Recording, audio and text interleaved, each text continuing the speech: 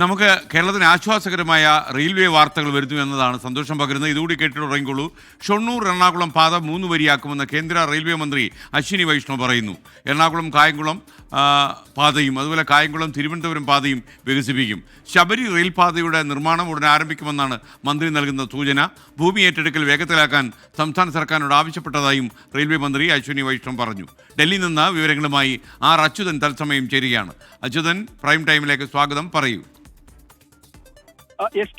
Railway വികസനത്തിൽ വളരെ പ്രതീക്ഷ നൽകുന്ന ഒരു പരാമർശമാണ് റെയിൽവേ മന്ത്രിയുടെ ഭാഗത്തു നിന്നുണ്ടായിരിക്കുന്നത്. അതിൽ പ്രധാനമായും കേരളത്തിലെ റെയിൽ വികസനത്തെ കേന്ദ്രീകരിച്ചുകൊണ്ട് തന്നെയാണ് റെയിൽവേ മന്ത്രി ഇന്ന് പറഞ്ഞിരിക്കുന്നത്. അതിലൊന്ന് മംഗലാപുരം കാസർഗോഡ് ഷൊർണൂർ ആ റെയിൽപാത അത് 4 വരി പാതയാക്കും. അത് ആലോചനയിലാണ്, കേന്ദ്ര സർക്കാരിന്റെ ആലോചനയിൽ അതുണ്ട് എന്നാണ് അശ്വിനി വൈഷ്ണവ് പറഞ്ഞിരിക്കുന്നത്.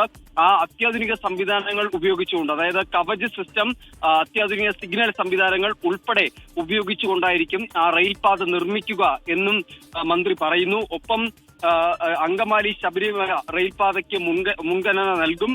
മാത്രമല്ല മറ്റ് ഷൊർണൂർ എറണാകുളം പാത 3 വരിയാക്കുന്നതും എറണാകുളം കായംകുളം പാതയും കായംകുളം തിരുവനന്തപുരം പാതയും വികസിപ്പിക്കുന്നതും സർക്കാരിന്റെ പരിഗണനയിലാണ് എന്ന കാര്യം പറയുന്നുണ്ട്. അതിലേറെ പ്രധാനപ്പെട്ടത് ശബരി റെയിൽ തന്നെയാണ്. അതിന് കൂടുതൽ മുൻഗണന നൽകിക്കൊണ്ട് നിലവിൽ ഭൂമി ഏറ്റെടുക്കാൻ സർക്കാരിനോട് ആവശ്യപ്പെട്ടിട്ടുണ്ട്. ആ നടപടികൾ പൂർത്തീകരിക്കുന്ന മുറയ്ക്ക് ഉടൻ തന്നെ റെയിൽവേയുടെ നിർമ്മാണ പ്രവർത്തനങ്ങൾ ആരംഭിക്കും എന്നാണ് അശ്വിനി വൈഷ്ണവ് പറഞ്ഞിരിക്കുന്നത്. മുഖ്യമന്ത്രി പിണറായി വിജയൻ ഡൽഹിയിലെത്തി ഇക്കാര്യങ്ങൾ ആവശ്യപ്പെട്ടിരുന്നു.